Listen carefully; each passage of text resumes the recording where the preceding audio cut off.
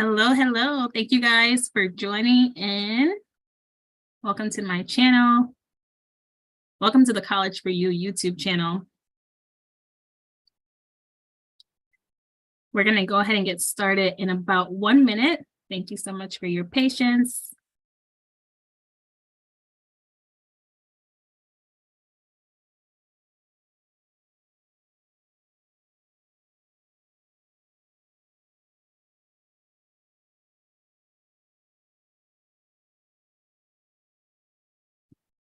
Okay, let's get started because this video, anyways, it's going to be recorded, right? So if you happen to join in later or you know someone that's going to join in later, they can always rewatch the video. It's going to be saved under the College for You YouTube channel. So I'm really excited about this video because I get to take you guys on my journey of how I was able to go to graduate school debt-free. So I know we use this word free loosely, right? But in America, getting an education, is a continuing education, is not free, right? Typically. And anyway, the funds come from somewhere. So I'm excited to be able to share this because after I completed my graduate degree last summer, I realized that what I did in 1 year is not very common for a lot of people.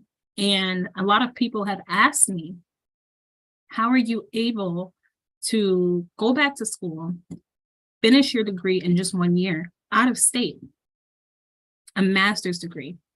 Don't get me wrong, there are a lot of fast track programs for graduate degrees. However, it's very uncommon to be able to do such a thing and not have to take out any loans because graduate school is very, very expensive. And so it was important for me to make this video to be able to share with everyone how I was able to do it in hopes that it can inspire someone else who's out there who's thinking about graduate school, who's, fearful of going back to school because of financial reasons, financial circumstances. Maybe there's hesitation, there's nerves, there's a lot goes into this decision. For myself, it took me about 3 years because I knew I wanted to go back to school at some point. I was kind of up and down about it. Finished my undergraduate degree in 2018 and then went back to school in 2021. And throughout that process, I was constantly wavering, do I want to go back to school or should I go back to school? Because I felt like my bachelor's degree just wasn't enough to get me in the position that I wanted to be in. And so I had a wonderful opportunity that I'm going to share with you guys today. And everyone's circumstance, I just want to put this out there, everyone's circumstance is different. Everyone's circumstance is unique to that person. And just because I was able to do it this way doesn't necessarily mean that the next person is going to be able to do it this way. But I hope that by me sharing what my journey was like and some of the resources that were presented to me, hopefully that can help encourage the next person. So I just wanted to put that out there. So let's get started.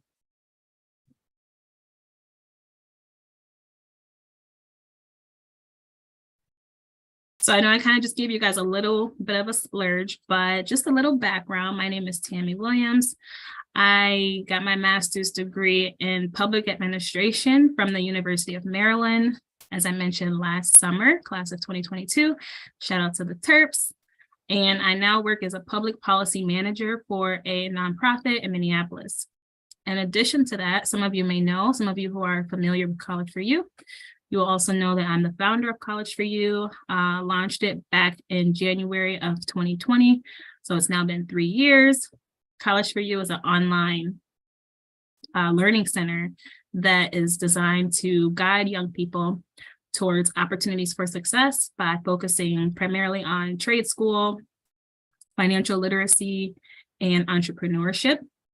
And hence why, I'm sharing this video through College for You. Also, I'll talk a little bit about that as well, because it was a tough decision to make the decision to go back to school while I was pursuing entrepreneurship for so long. That actually ties into this next quote that I have here.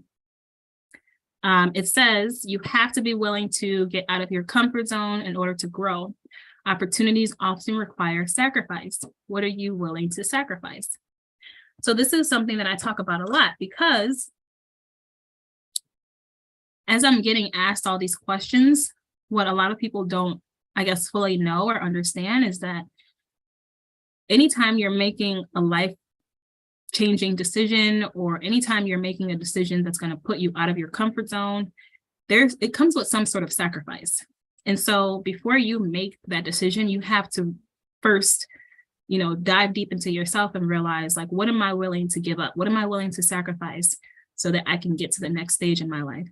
And that's not easy because a lot of us like to be comfortable. There's a different type of feeling when you are, you get to just be comfortable and you don't have to worry about, getting uncomfortable or, getting out of your normal environment. But with change and with growth, it's going to require some sort of sacrifice. There's just no way to get out of it. And so making this decision, I just want to make this very frank, required a lot of sacrifice. One of the biggest sacrifices that I personally had to make is putting my business on hold because I was presented with the opportunity to go back to school.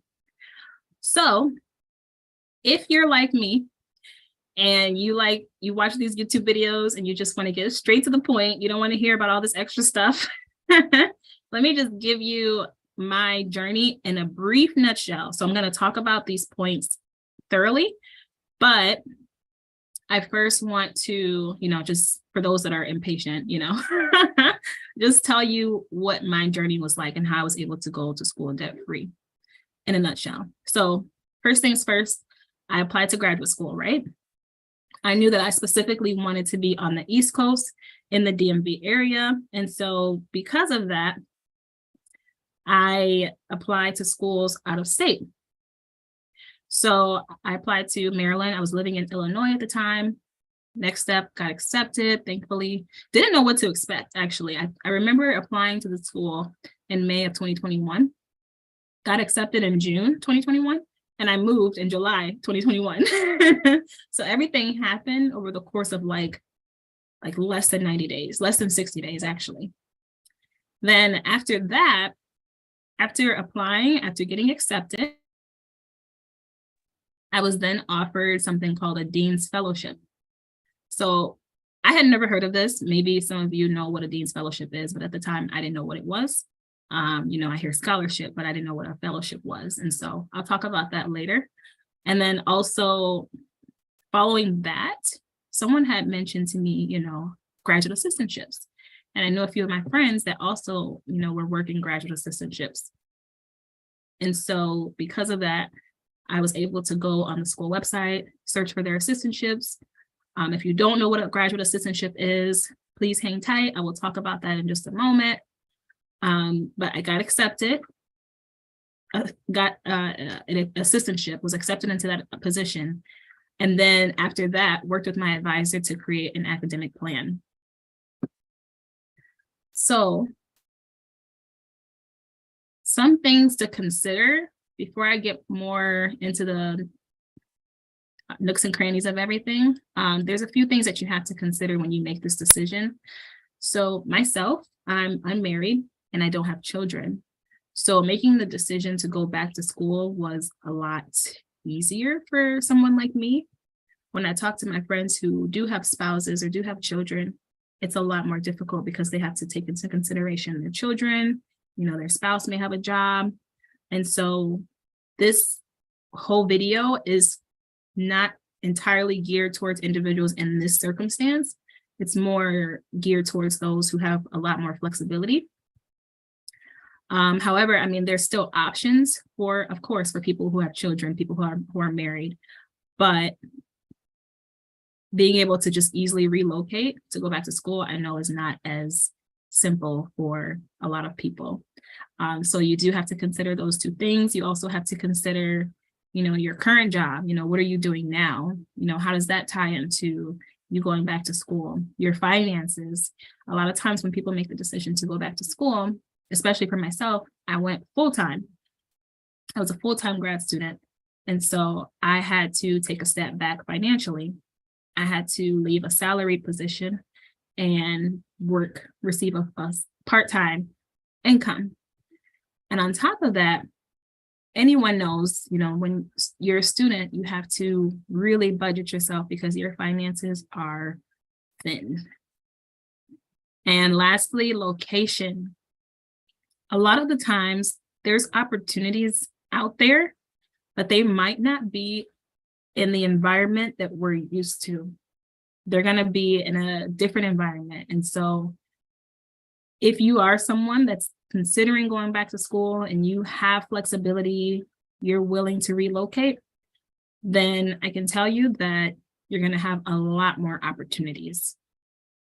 So just want to put that out there, some things to consider if you are someone that's making the decision to go back to school.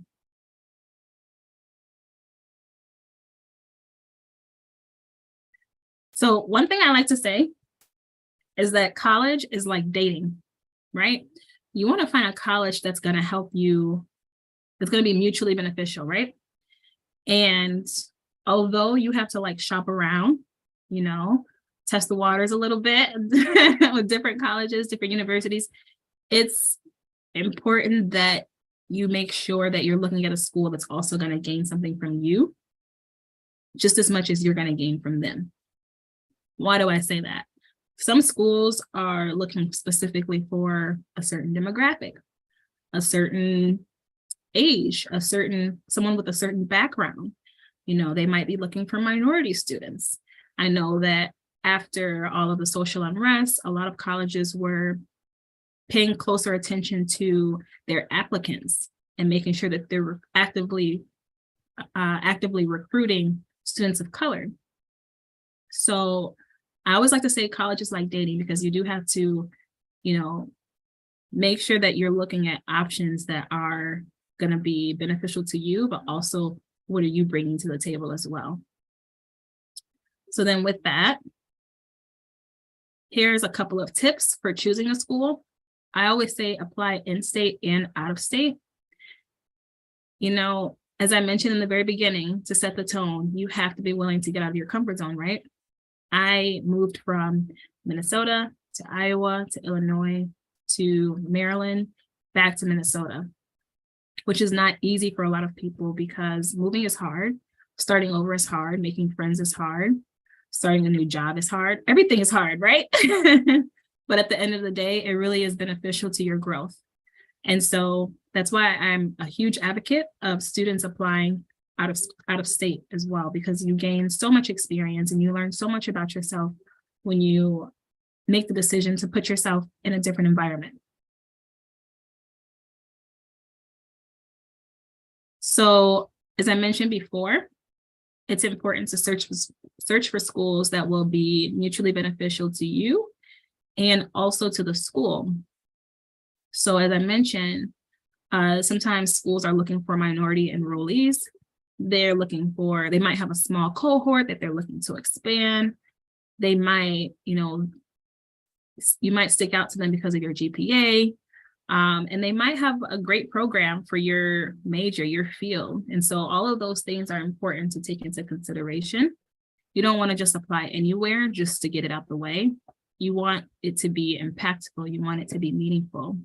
You want your experience, your journey to be very intentional, right? And so it's important that you search for schools that will give you what you need in order to succeed. And at the same time, they will see you as a valuable asset to their institution. Then, in addition to that, you also want to evaluate the resources at your school. This is not always the case, right? Sometimes for certain degrees, they just want to see that you have it, just to check it off a box and, keep it moving. But in some cases, so for myself, for example, I decided that I wanted to go specifically to the DC area, to the DMV. Why? Because I was pursuing a degree in public administration, which falls under the umbrella of public policy.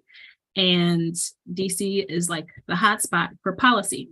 And so I thought that going there would help me to, gain some meaningful experience, right? Because it's right in the center of, the capital. And so those are things to take into consideration, right? Like location, what are the job opportunities around the school? What are the people like? What is the cost of living like? And so it's really important to kind of like calculate all of that before you make your final decision.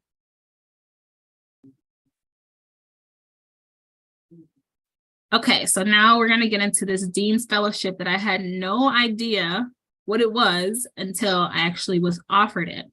So again, I applied to the University of Maryland in May, I believe, of 2021, got my acceptance letter in June of 2021. And then all of a sudden they tell me that you were awarded a Dean's Fellowship. And I was like, what is a Dean's Fellowship? But I saw the numeric amount of how much they were offering me. And I was like, oh, so it's like a scholarship pretty much. So I had no clue what this Dean's Fellowship was, but basically, in a nutshell, a Dean's Fellowship is like a package that your academic department might use to recruit prospective students. And this fellowship is something that supports you on your graduate journey. So each department, they actually have like different requirements. So there's no one requirement that I can say that helps you get a fellowship. But I will say from my experience, they look at GPA and they might look at your work experience. And so my GPA in my undergrad was not the greatest, but it wasn't bad. It was like a little over a 3.0, about a 3.1. And also at that time, because I had took a few years off, I had gained some work experience, right? And so that helped me, that like I was able to use that as leverage when I created my personal statement, because I was able to talk about all of these experience that I had post undergrad that was able to convey that, I have this experience and this is why I believe I'm a great candidate for public administration. Because at that time, I had gained some experience, right? Because right after graduate or undergraduate school, I didn't know what I wanted to do. But 3 years after the fact, after having, worked several jobs and gained some, community-based experience, I was feeling more confident that, okay, this is the field that I want to go into. And as a result, I was able to, piece all of that together in my personal statement. And yeah, it worked. The school, they offered me a Dean's Fellowship. And so this fellowship amount,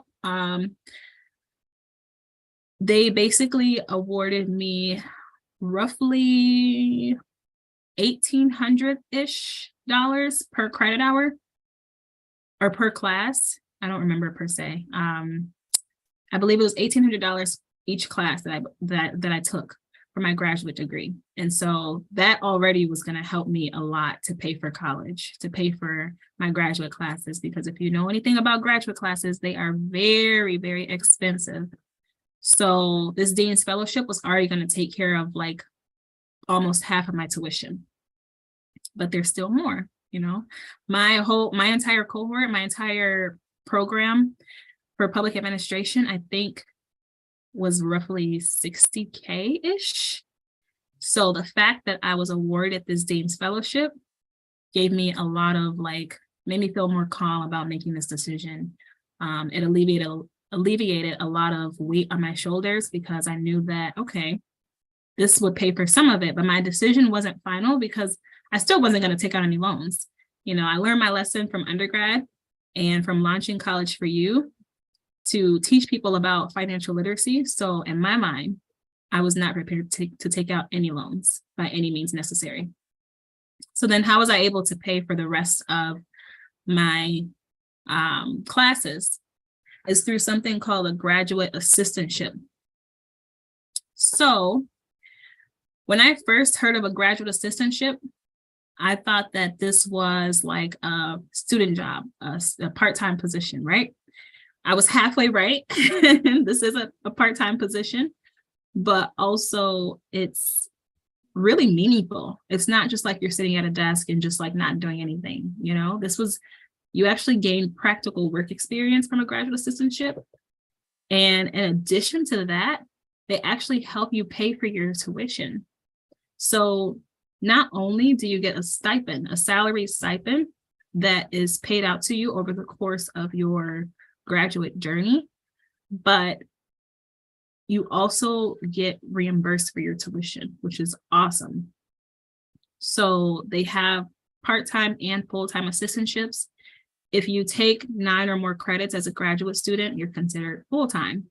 And so I had a full-time assistantship where I was working 20 hours a week on campus through a specific department. And I would get a biweekly stipend that I would use for my expenses. And in addition to that, they also had a tuition waiver. So, and one other thing. When you get a graduate assistantship, you automatically qualify for in-state tuition. Guys, when I tell you, my academic advisor was so impressed that I got both the Dean's Fellowship and this assistantship at the same time. He was like, wow, you are not playing. No, I was not, because I already took out loans for undergrad. So I'm definitely not about to take out loans again for this. And so I was able to get this position as a graduate assistantship or a graduate assistant and combine that with my Dean's Fellowship.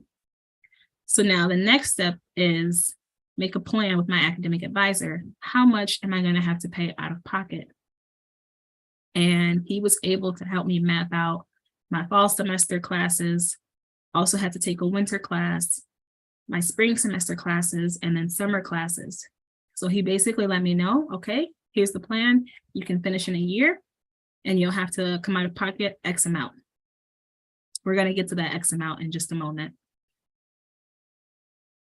So with that, what did I have to sacrifice? Because nothing is just that easy. Like, okay, I get this Dean's Fellowship. I got my graduate assistantship.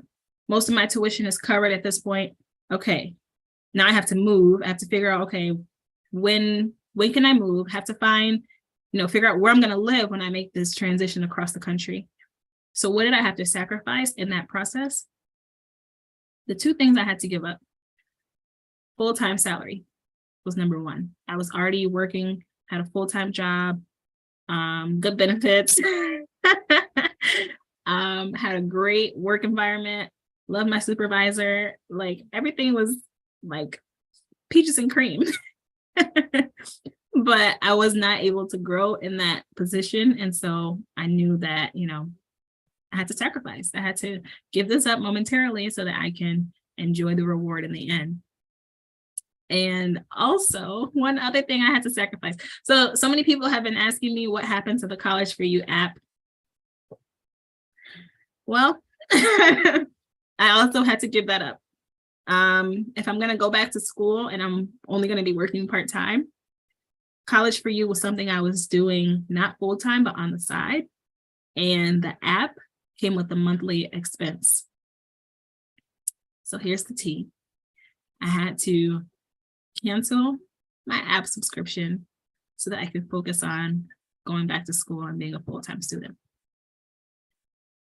honestly, for a lot of people, they might feel like, moving away from my family or, having to start over, all these things as a sacrifice. No, that's fine for me. I actually didn't mind that part because I like putting myself in new environments. The hardest part for me was giving up the College for You app. And after I had gave up the app, or I'll say deactivated it, and made the decision to go back to school, moved all the way to Maryland, Comcast hit me up and basically were going to offer me a commercial. It was a grant that I applied for months before, and they offered me the commercial once I had deactivated my app and decided to go back to school. So not an easy thing to do, not an easy thing to even talk about, because College for You was my baby. Love that app.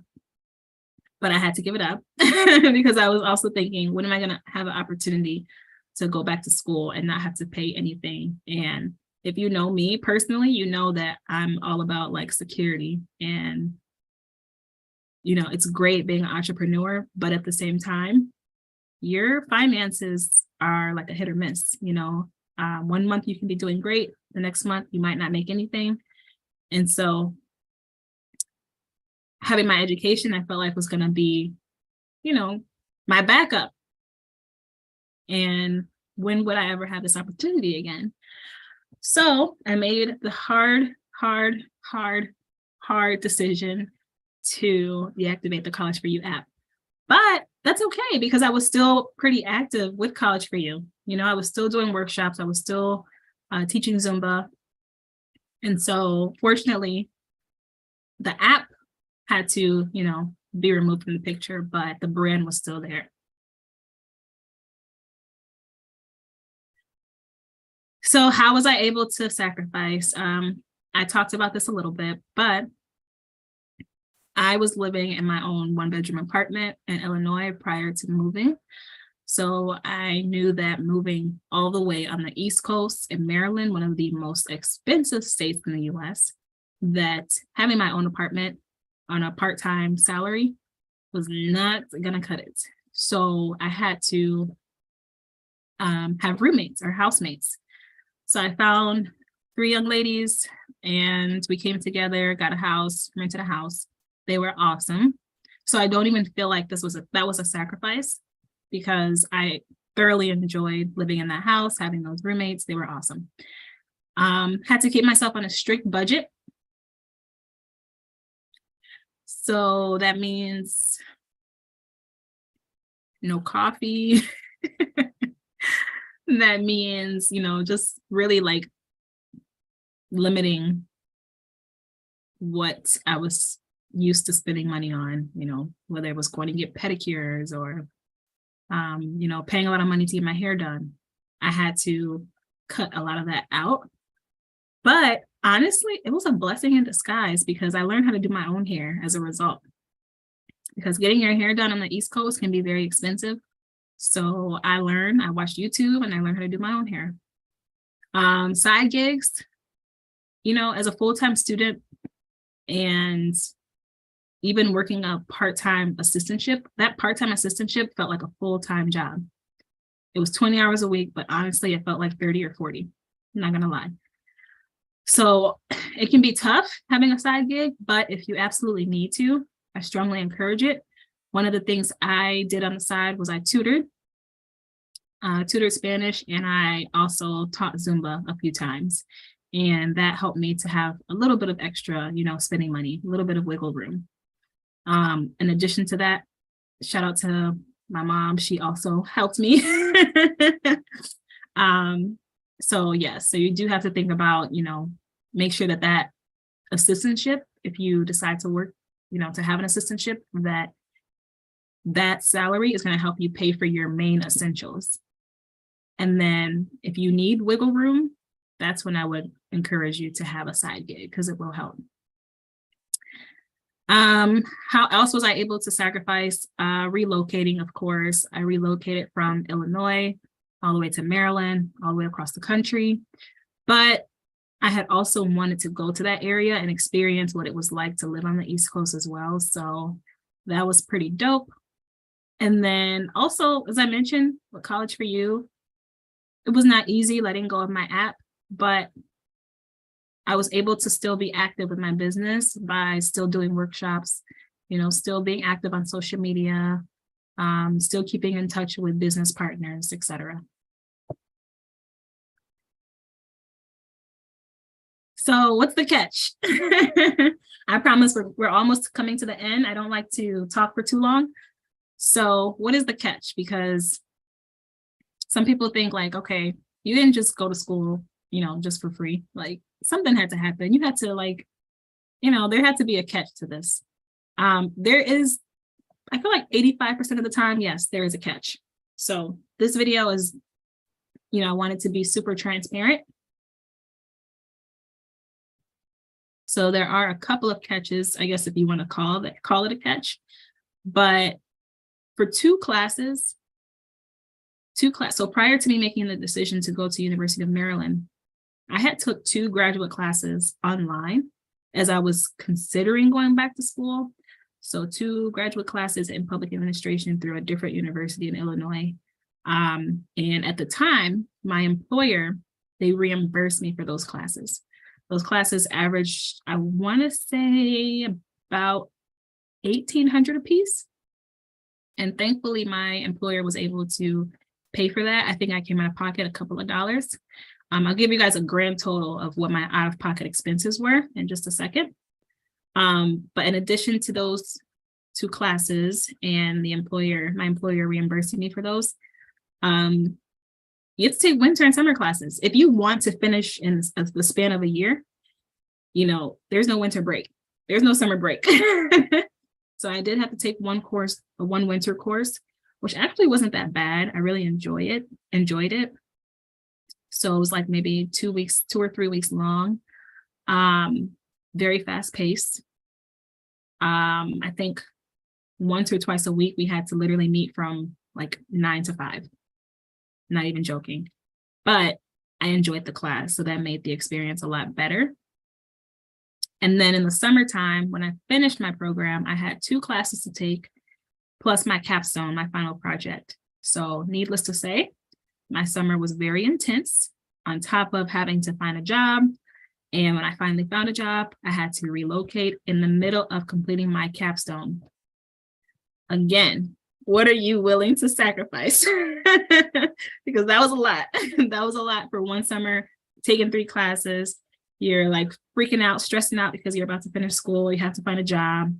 I'm not hearing back from the jobs that I want. Finally heard back from a job, but guess what? It was out of state.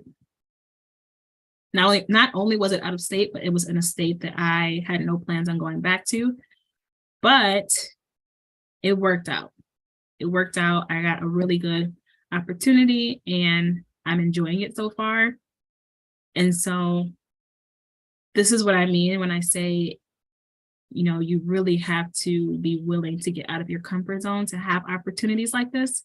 They're not just going to fall in your lap. It's not just going to come out of nowhere. You have to be willing to put in the work and you have to be willing to do the unusual. Like people are going to tell you like, wow, like you actually did that? Like, how did you do? That's when you know you did something unusual. When you see a reaction from people. So that was the catch. The catch was I had to, I was fortunate enough to take those 2 classes prior to starting this cohort. If I had taken those 2 classes during this cohort, I probably could have still finished, honestly, because my fall semester, I only had 3 classes. So I could have had 4. And then in the summertime, I would have had to take 4 instead of 3. So because I took those 2 classes, fall semester had 3 classes, winter had 1 class, spring had 4 classes, summer had 3. So that's the catch. So are y'all ready to see how much I spent for my entire graduate school? This does not include books though. This is just for tuition. Total out-of-pocket expenses for me was about $1,500 out of pocket, no debt.